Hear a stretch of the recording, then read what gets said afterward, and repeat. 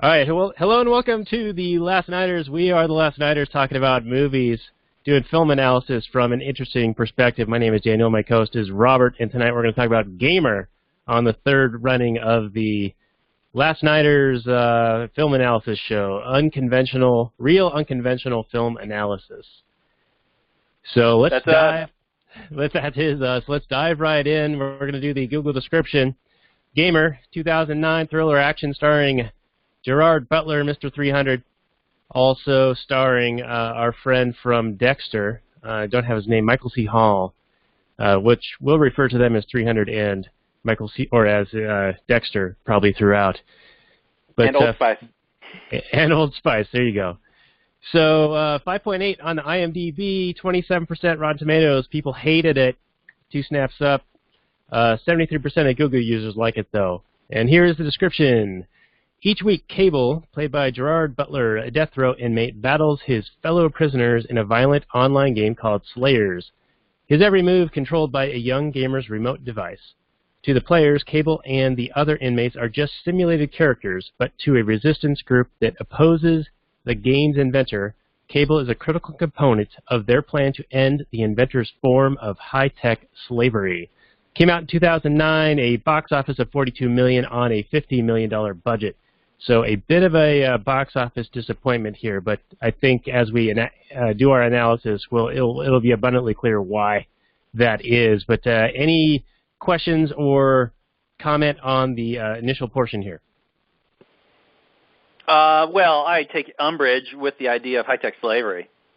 Yes, it's by the way, spoilers for everything, of course.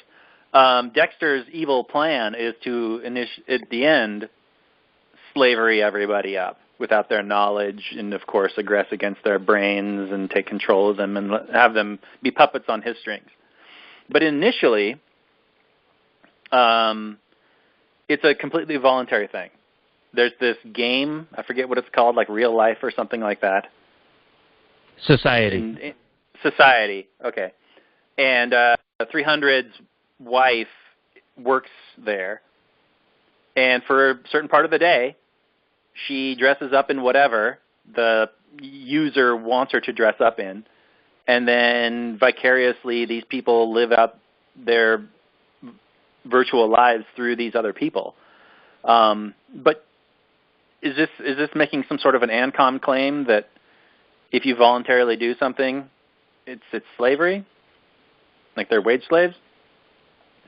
Yeah, I got a big flavor of these people were not given many other opportunities, so it was almost the exploitation theory. Like there was no other opportunities available to them, so they had to subjugate themselves to allow other people to control them via this society game. And there were many people who were paying to want to control others and live vicariously through them. So in that sense, I can see how the perspective is that it is slavery because they had no other option. So it is almost making that ANCOM argument or that Marxist comment, you know? Well, if there really is zero other option, it's only because there is some horrific government intervention or regulation preventing them from becoming entrepreneurs. And their options to earn a living are shrunken down so much that this is the only thing they have left. But that we're not told that in the movie.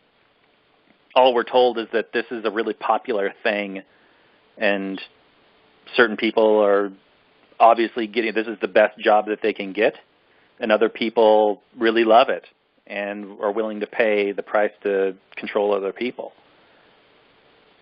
Now, is there any kind of ethical issue, do you think, in the service itself? I think is a more interesting question. Well, my friend who recommended it suggested that the game society, where people can live their fantasies vicariously through others and can physically control them, like taking their volition away from them, is akin to how people may perceive libertarianism or an ideal libertarianism realized in the world. Sort of that uninformed or perception of what it would be, because they're basically partying and drinking and drugging and raping and all this stuff within the game. All of these things that wouldn't otherwise be permitted in real life, but because it's within a game, then it's sort of a free-for-all. Right. Well, I still, and I think in a libertarian society, if you voluntarily join up and become one of these puppet people, the puppeteer would still be liable for any kind of property violations. So if someone controlling you committed rape with your body, that person still committed rape. Well, doubly, right? Right. In a way. Well, I mean, I guess because the person volunteered to allow themselves to be controlled, I guess, sort of... I mean, it would depend on the terms, right? What you're actually agreeing to. Right, terms of service. Yeah. Because, anyway, I mean, there are sex clubs where you voluntarily go in there and you agree that certain things are going to be available to happen to you and that you're going to be able to do other things to other people. I don't think there's anything necessarily wrong with that. That's all completely voluntary. So long as you have, I guess, many of them would have, quote-unquote, a safe word, right? I don't know how this works. Yeah, I mean, I think there are certain rules. Everybody's got safe words, or everybody's giving their consent. There are certain rules by which this situation operates, and everyone that's participating in it is giving their consent. I mean, the movie is fuzzy on all the details, of course, because it's a movie and it's trying to tell a story, and it's just trying to set up this premise and whatnot. But I think if this thing actually did exist, I think some form of this could actually exist in some sort of a libertarian future. Or even a non-libertarian future, just a future in general, right? Like, once the Kurzweil, what's it called, the singularity or the synergy, once you AI. can sort of, once you can sort of meld more human, organic with machine, the rise of the Terminator kind of shit, you might be able to see some of this. And one of the future movies we're going to talk about is Ghost in the Shell, which takes it even beyond this to another level. And these are all very interesting and moral and ethical questions that come into play when this kind of thing happens. But since we're trying to move along through this, why don't we get into a couple of our categories. One of them is how many tears jerked. And I think that there's only one underlying moment where there might be some emotion, and that is the family, his wife and daughter, and how they're taken from him, and the state is involved with keeping the daughter away from the wife. And, of course, then the daughter is, I guess, put into care or custody of Dexter, the evil, quintessential capitalist villain, who's kind of a cross between Gates and Zuckerberg and Bezos, whose goal is controlling all people all the time to get them to buy only his products and vote the way he wants them to vote and all this stuff. But then at the end, he's, of course, controlling 300 and tries to get him to kill his own daughter. So that's the emotional component. Any comment, and then a number of tears jerked out of you. Oh, my entire rant is based on the emotional content of this movie. So this might forgive me if this takes a minute. This movie could not connect with me on any level. There was the main point at which the movie slowed down long enough, when it wasn't just trying to give me a seizure, to have this government bureaucrat guy tell this mother that the state loved the kid more than the mother, or was a better parent, would be a better parent and be able to take care of the kid better, and basically ask the mother, if she really loved the kid and stuff, or if this is, in her best interest to have a loving parent as opposed to the state. And that gets my goat every time. The idea that some strangers that don't care and have no incentive to compete with anybody else have the incentive and the love for this child that they don't know, as opposed to this person that carried the baby and, gave birth to the baby and is caring for the baby for as long as it's been alive. That just incenses me to no end. I mean, there are instances of true child abuse where I advocate for some people stepping into absolutely when the parents are aggressing or unable to care for the child. But this is not what's happened in this movie. We're not given any kind of evidence that this mother is an unfit parent of any kind. And the last person I would give custody to is anybody that the state determines to be qualified or capable. I mean, you've got a conflict of interest here where 300 is fighting for his life in this death murder game that is being put on by Dexter. So there's a direct conflict of interest where you would give that guy's child to Dexter?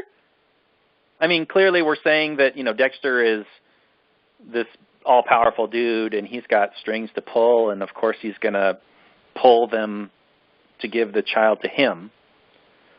But if any sane human being would go, no, that looks like a conflict of interest, no.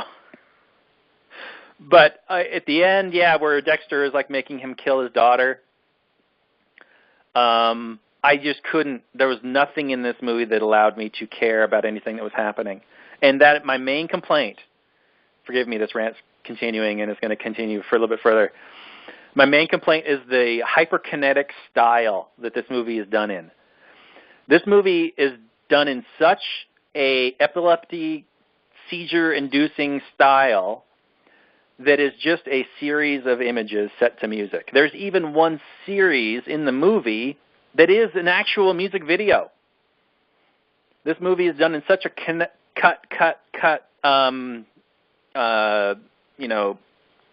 extra saturated colors and just flashing scenes that you don't know anything of the context of what's happening. He's thrown into these battle scenes. You don't know what his goals are. You don't know who he's up against. All you get are flashes and these little vignettes of action, of him shooting somebody in the head, and then him shooting another person in the head, and then another, and then another, and then explosion, explosion, explosion. And the audience has no context of what's happening, what the goals are, what he's up against. So you don't know what the stakes are. You don't know what the tension. There's zero tension. All you're doing is seeing a series of images flash across the screen. And it happens throughout the entire damn movie. There's one scene, it's just a little throwaway scene, but it stuck out to me because it was so ridiculous and stupid. There's a scene where Gerard Butler, 300, well, first of all, there's one scene where he drinks a bunch of alcohol, and then he pours it into a car when he could have just taken the damn bottle. It doesn't make any sense to me. Yeah, that's another question anyway, I had for you. Yeah, it was so stupid. It was so stupid. He gets wasted, and everybody's going, "What's going on? This is your last one. You got to survive." And he's stumbling around this battle scene when he could have just grabbed the bottle. Anyway, so then he escapes, and he meets up with this resistance lady, and they get on a motorcycle. And then the scene is shot in such a way, it's a dynamic chase scene where they're riding through hallways and little areas, and they're kind of getting in the way of some people, and some people are kind of being offended by this motorcycle driving by, and we kind of think maybe there's somebody chasing them, but we don't know. And we don't know where they're going. We don't know if there really is somebody chasing them, or people are just getting offended because, you're driving down a freaking hallway. So it's just left with just a nothing scene. It could have easily been cut out, and it would have been better. You just, hey, I meet the resistance lady. She takes us to the resistance base. Because we don't know how far they need to go. We don't know what the obstacles are in the way. We don't know why they're going. The scenes just make no sense. And the entire movie just makes no sense. The entire movie is just a series of, here's some action, and you don't know any of the stakes of the context. And so in that sense, finally getting back to my point, I had zero emotional connection The only time I got upset a little bit was when the wife was talking to the bureaucrat about the baby. Other than that, it was a big nothing burger of a movie. I thought it asked some interesting questions, but zero tears jerked. Sorry for that super long-winded response, but I had to get that out of me. This movie just it frustrated me.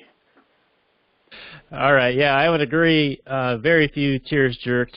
I think that they tried to throw in the emotional element with the family dynamic, but it was not well done. It felt like it was just thrown in there for the sake of doing it. Much like many of the action scenes like you were talking about, like the motorcycle scene, yeah, it's shot like a chase scene. They're going through corridors, they're trying to get away from something, but no, they're really just going somewhere. It didn't make a lot of sense. Yeah, why film it like a chase scene when you're just going for a ride somewhere? It let the audience expect something, and then it took it away, and it ended up just making no sense. Yeah, it was a total tease. So let's get into the next category. So basically 0 to 1 tears jerk, so very low on our first category here. The next category I want to introduce is internal consistency. So the movie presents a world, and then how do they stick to it logically? Like, do they stick within the confines that they've created, or do they break those confines? An example I'll point out is in the initial opening action sequence where they overlay computer graphics like first-person shoot 'em up type game. There's all this, save point and kill and here's how much ammo you have left. Like you're playing Call of Duty or something like that. So they show save points happening mid-game.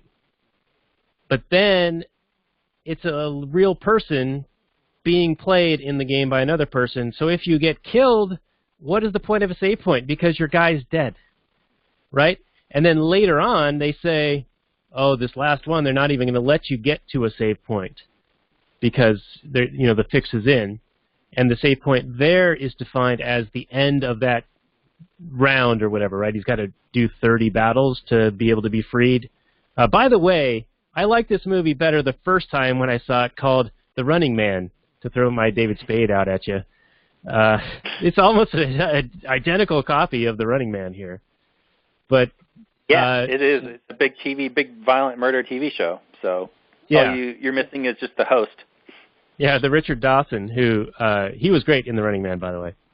But what do you think of that, like the internal consistency problem? You mentioned one earlier with the motorcycle and the escape, but did you notice this save point thing being an issue, and are there any others that you can identify or recall?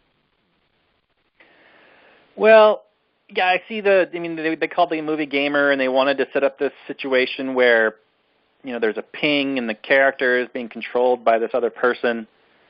So they had the gamer nomenclature and whatnots. I mean, they even have a guy like teabag somebody in the very beginning of the movie.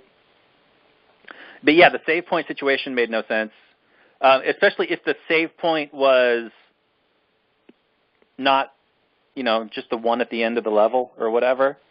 If there were multiple ones in between, what did that even signify or mean? Because, yeah, the guy just, he goes until he dies. But, so, yeah, I don't really have other kind of consistency things other than, at the very end of the movie, the guy finds out that, of course, Dexter has his kid. So this evil Bill Gatesian genius guy, apparently he lives in a house with zero security because 300 just walked in.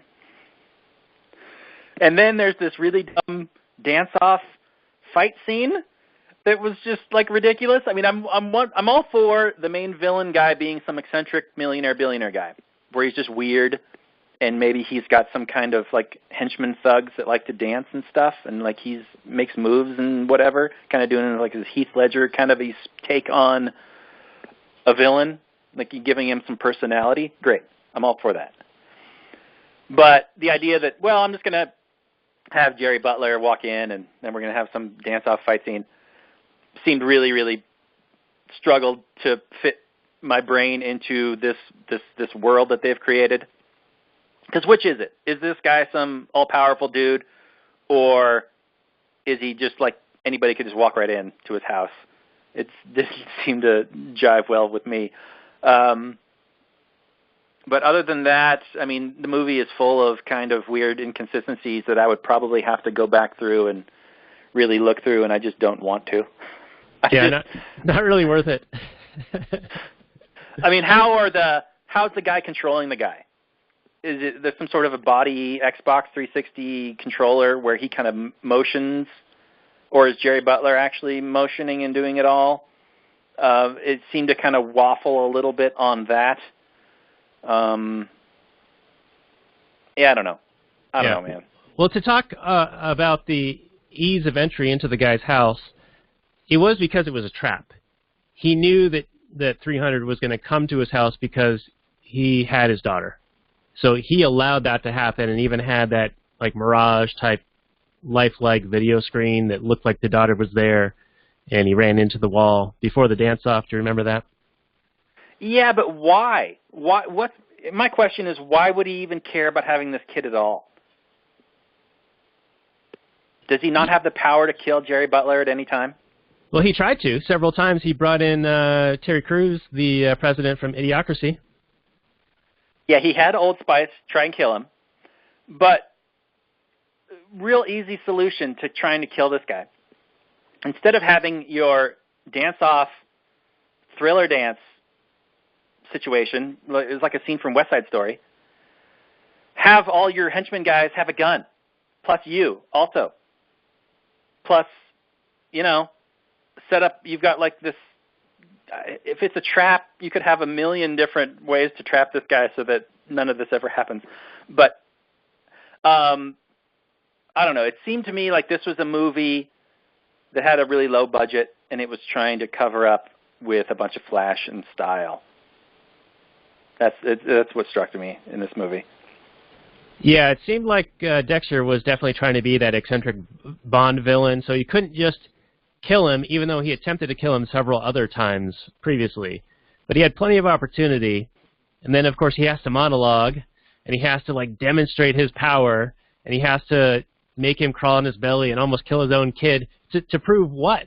I mean, it didn't make a whole lot of sense, other than he was trying to demonstrate that his technology could overcome somebody's free will. So maybe that was like the ultimate test? Let's take it back a notch. Dexter wants to kill 300 because 300 knows too much, right? He knows that he was under mind control when he killed the guy. So why didn't that come out in court? When he was being put in jail, why didn't that come out? Why can't he just tell somebody? Why isn't that always on everybody's mind ever whenever a murder happens or when any kind of crime occurs? Hey, there's this whole society where people are mind-controlled as a job and other people mind-control them. Anytime a crime occurs, this whole system that's under control of Dexter is going to be called into question every single time. All right, I have a response to you already. So it's a timeline thing. So he allegedly murdered the guy with video evidence 4 years prior to the events of the movie. And this was before society became a thing. So they did a little, like, we were doing testing on soldiers, and there were some adverse effects, and so the whole thing is going to get scrapped. So they ended up making 300 kill his buddy and videoing it. Presumably that video evidence, and because the whole notion of society and the slayers and the mind control stuff wasn't yet prevalent, he got convicted prior to any of that. So he's already in jail on death row. Okay, and then, so you're saying they reintroduced, that it did come out in court and everybody didn't believe him? I'm saying it's possible that he just got railroaded because of the video evidence, and this was before society was a thing, right?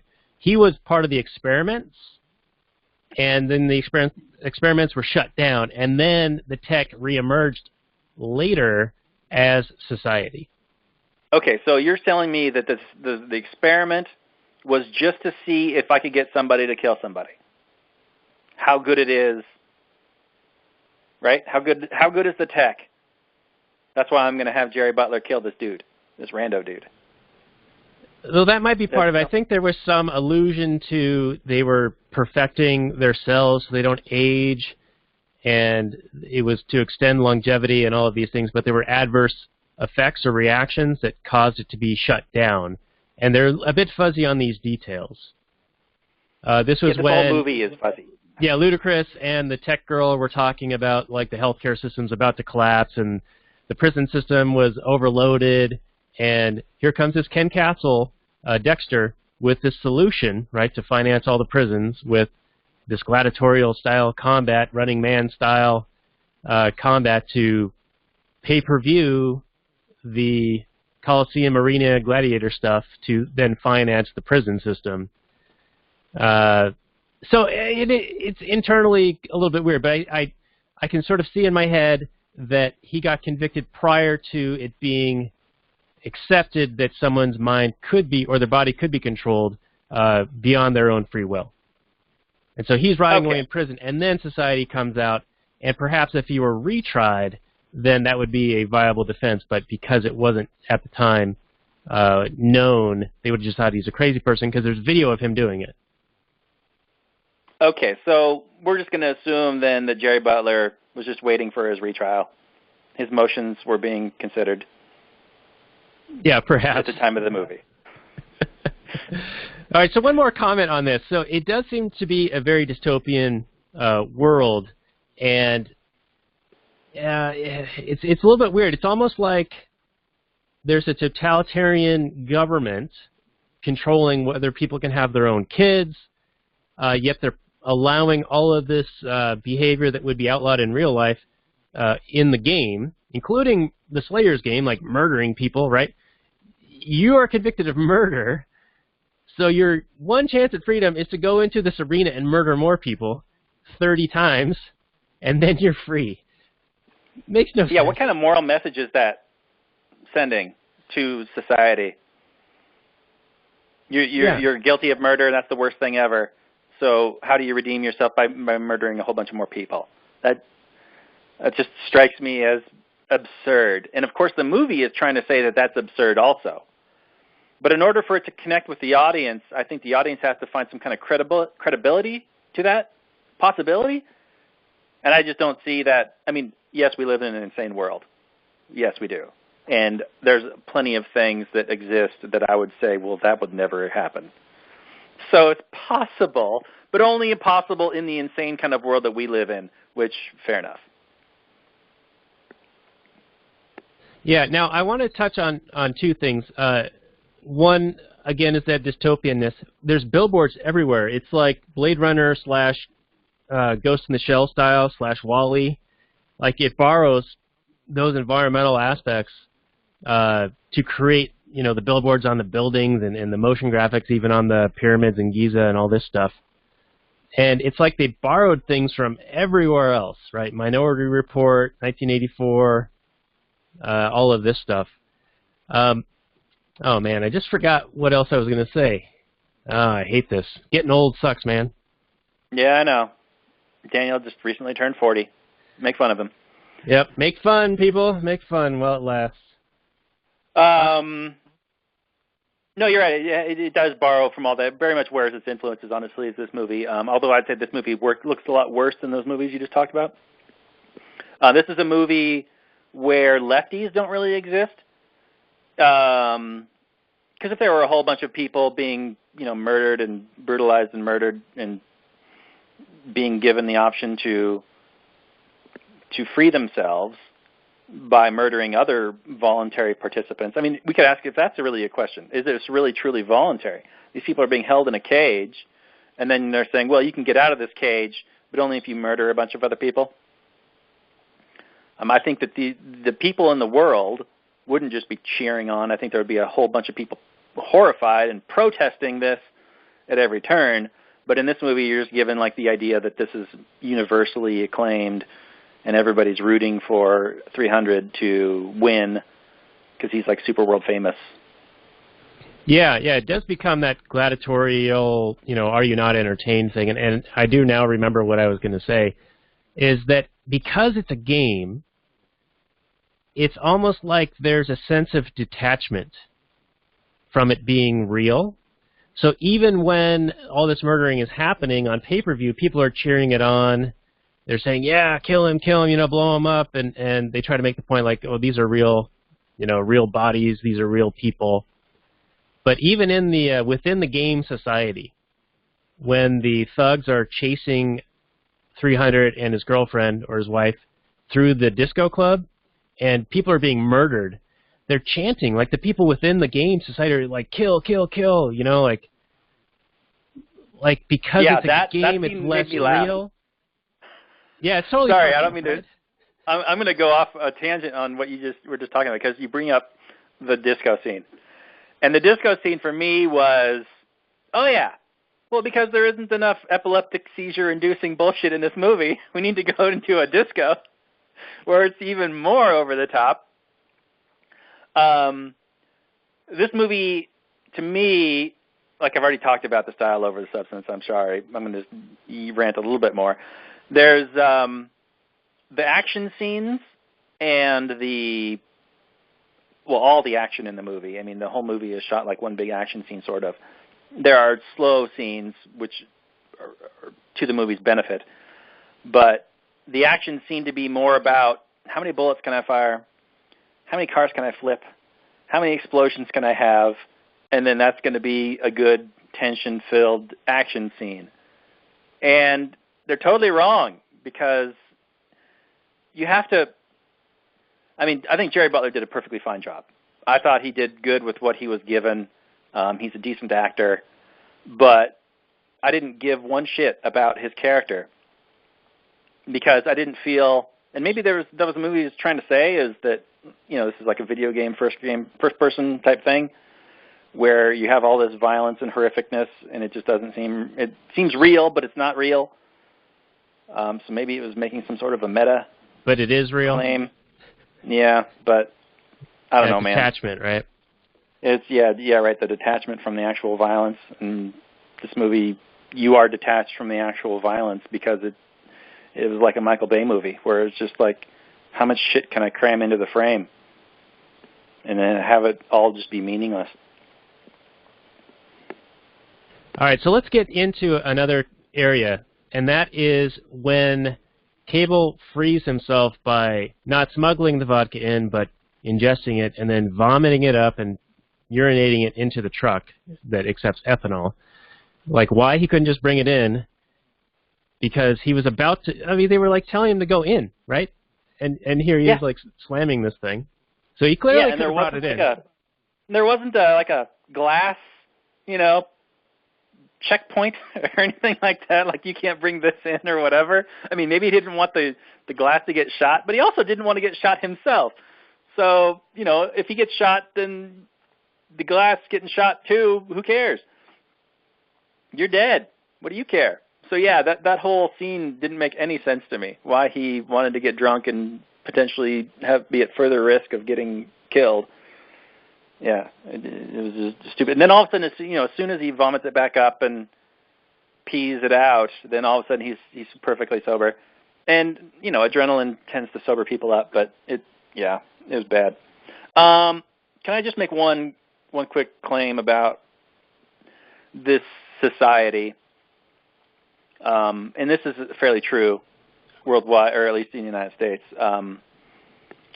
The claim is made in this movie that all the prisoners that are fighting for their lives, deserve to die, and that they're all been convicted on death row and whatever, and that this is a good thing, that they're voluntarily choosing to, get out of jail, as if this is some sort of redemption thing. Like, their victim is dead. Them, how is this justice in any way for the victim or whatever? But the state, at least in the United States, the federal conviction rate is 93%. And that has gone up, and only up, over the years. And the feds are proud of this. Can imagine that either they're incredibly good at their jobs, or that there are a ton of innocent people that are locked away behind bars in federal prison.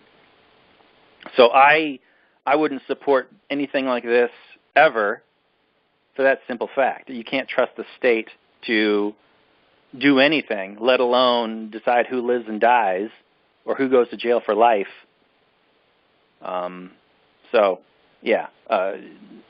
This whole idea is horrific to me on a personal level. All right, well, that's a very good point, but we do need to keep it snappy and move along. So let's move on to two other things. I'll mention them real quickly here, and then we can talk about each one. When the game player gets arrested and what happens to him. And then also within the game society, when 300 goes in to retrieve his wife, right before the discotheque scene, the epileptic seizure scene,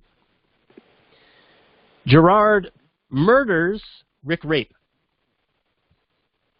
And he is in the game, and he has been hired himself out to be in the game, so he's technically not working through his own will, right? There's someone controlling him, and yet Butler murders him in response to him about to rape his wife, I guess. And I could sort of like, if it was the guy controlling himself doing it, sure, something needs to happen there. It needs to be prevented.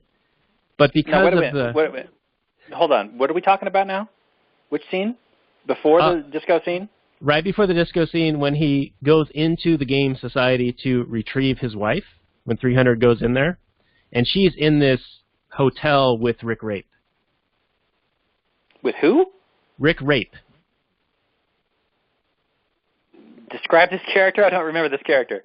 All right, so when she goes into society after being dressed up by the big fat guy controlling her, and one of the selection outfits is Pris from Blade Runner, but he opts for this other outfit. But she's in the bar getting a drink with the worm in it, and then the guy hops over the bench and sits next to her and is like, "Oh, I thought you weren't allowed in here anymore." And he goes, "I was a bad boy, but now I'm back." And then they go to this hotel room. Is this ringing a bell at all? No. She's wearing the super tight blue shorts.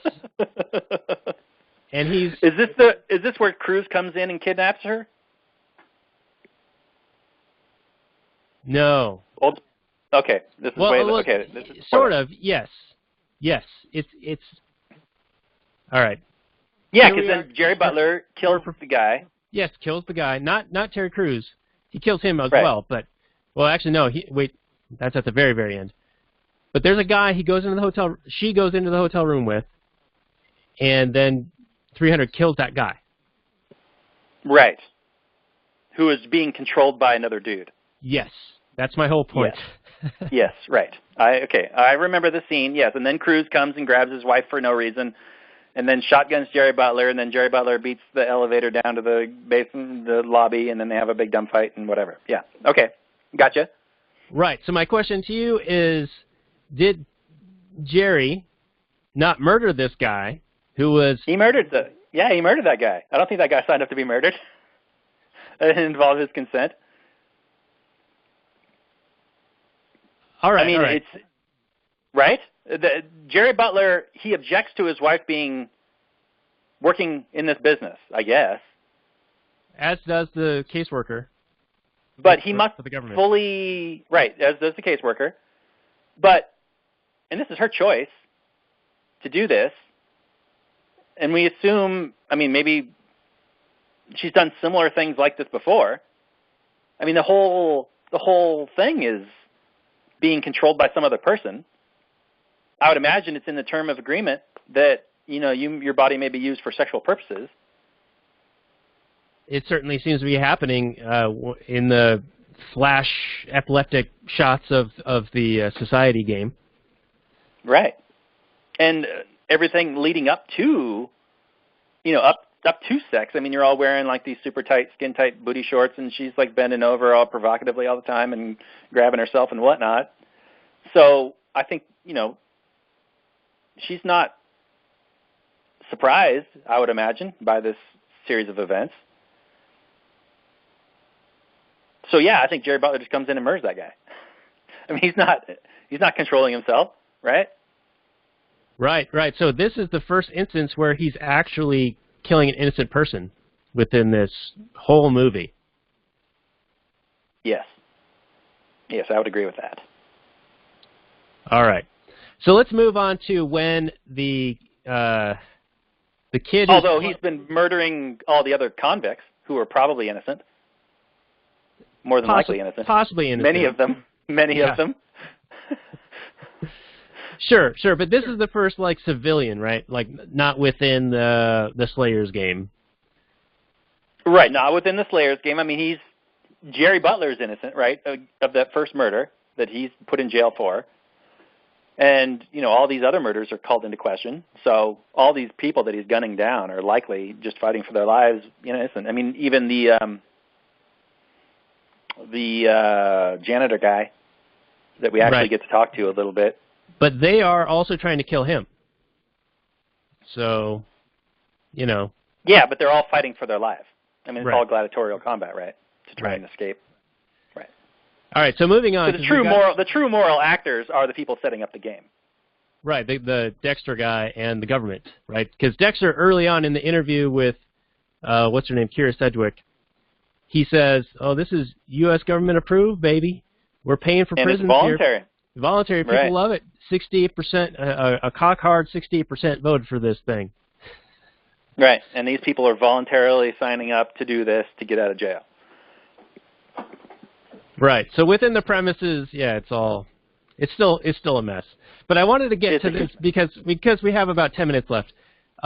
When the kid gets arrested for aiding and abetting a convict escaping a federal facility, the murder gladiator arena, they lock him in this room with this guy who reminds me of the guy from 21 Jump Street, the captain.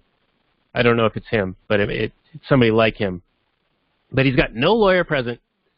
They tell him that they're going through his hard drives. They seized all of his stuff. They're going through his internet history for the past 10 years, right, because they've got it all prismed, right? They've got it all in their data center. They've frozen his father's assets because his money potentially financed the escape and all of this stuff. That seems pretty fucking dystopian and crazy, right? Like, they're leaning on him real hard on that. And I just wanted to get your comment they are, on even though they're playing in this game set up by Dexter. I would think that Dexter would be the one called into question and arrested. It's all set up by him. I mean, the kid is just a player in the game. I mean, we were only given this one gamer. We're not showing all the other gamers controlling all the other people. Right? So, and we also know that there's a certain point at which the kid loses control of the guy once he hits a certain geographical point. So, I'm not exactly sure what they assume that he could have done to get the guy out. But yeah, I could see them talking to him. But yeah, it's very dystopian, the whole, I mean, the no lawyer present. I mean, the kid's like super rich, right? At one point he turns down like $50 million or whatever it was. 100, because they double it. And he's only 17. He said earlier. And he's just like, nah. He's like, no thanks. He's not for sale. Even though he's only got like one game left with the guy or 2 games left at that point. Okay, it's just bizarre. But, yeah, very dystopian. Very fairly accurate. I mean, repeat that part one more time. Repeat that one more time. Dystopian and accurate. I mean, the U.S. government has declared that it has the right to secretly detain U.S. Americans, with no trial for indefinitely. All they have to do is say that you're some sort of foreign enemy combatant or whatever, and you can disappear to some black site somewhere. That's not like a conspiracy theory. That's mainstream news, fully admitted. Got the documents. The government. Well, not that they got the documents, and that's like signed into law. Right. With the Patriot Act and whatever else. All right, so we got about 5 minutes left, so I want to touch on one more subject and then do our final summary rating review out of 10 here. So, what was my last comment? It was, the Geek Squad.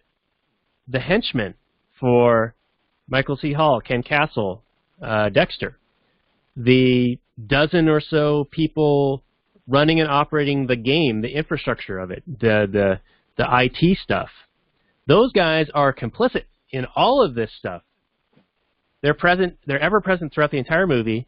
They're the ones who actually go and crack down on the humans, like the resistance cell, and they go in and murder all those people. And then at the very end, when the kid, I forget his name, is it Jesse or something? He takes control of 300 and kills Ken Castle, kills Dexter.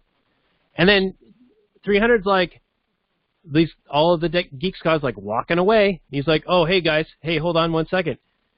Would you mind turning this off? Yep. He's not. That's literally what happens. He's not like, you motherfuckers are part of this shit and you're guilty. You permitted this, you allowed this, you facilitated this happening. I would view them as part of the enemy, right? Yeah, and then the idea that he just asks them to turn it off, and they're just like, yeah, okay. And then they just touch a button on their iPad, and it just turns off everything. And they're like, well played, Cable. Ha, ha, ha. Tip of the hat to you, sir. I think they ran out of ideas. You know, it happens when you're writing a story. It is bad. It's just real bad. Yeah, the conclusion to the movie is poor. It doesn't answer, it doesn't resolve all the stuff. Cable has his family back, we assume, but he still has the mental control thing. The guy touched his iPad and supposedly turned it off. But, so, does that turn off society? So all those people are out of jobs now? Right, yeah. He's destroying jobs. I don't know. Who knows? We don't know. But the technology now exists, and if it's as simple as touching a few buttons on some iPad, it could be turned on again, right? Seems rather why not? simple. Yeah. So yeah, it ends like very very open-ended, inconclusively, and let's get into our final summary and review. So I'll start with you. So this movie was a music video set to music that tried to be a movie. Tried to have some sort of narrative cohesion. It asks some interesting questions, and it sets up some interesting points to talk about, some kind of ethical lines that, would you be comfortable with X happening or not? But it utterly fails for me as a movie. If maybe I'm just an old man sitting on my porch telling kids to get off my lawn, but this movie was like an epileptic seizure waiting to happen. I felt no connection to any of the characters at any point. And the only emotional attachment I did have happened by accident, because I happened to, hate the state and hate it when they come in and mess in people's lives. So, yeah, big shit show for me. Super not recommended. I'd say it's like a 2. Barely qualifies as a movie for me. But I'm glad I watched it. I'm glad we had this discussion, because it does pose interesting questions. All right, so I'll take the baton. That's pretty much summarizes my feelings as well, though my rating might be just a hair higher. I am glad that I saw the movie, and I'm glad that it brought up so many topics of discussion, because there are a lot of interesting facets that bear talking through.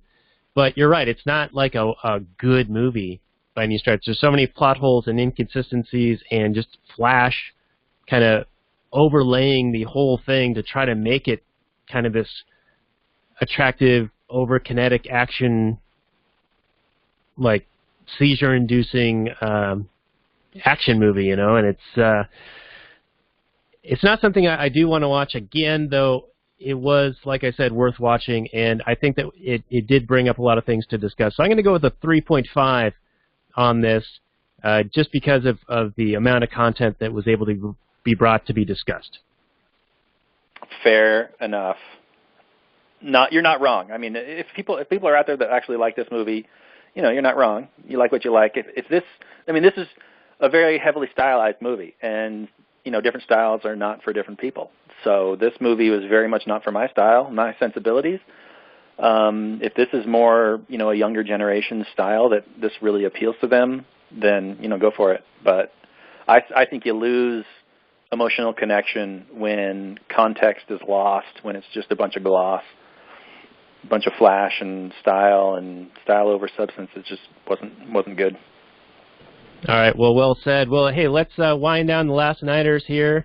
We are the Last Nighters, Robert and Daniel, and please subscribe, like, comment, etc. down on the YouTube channel here, and we say good night.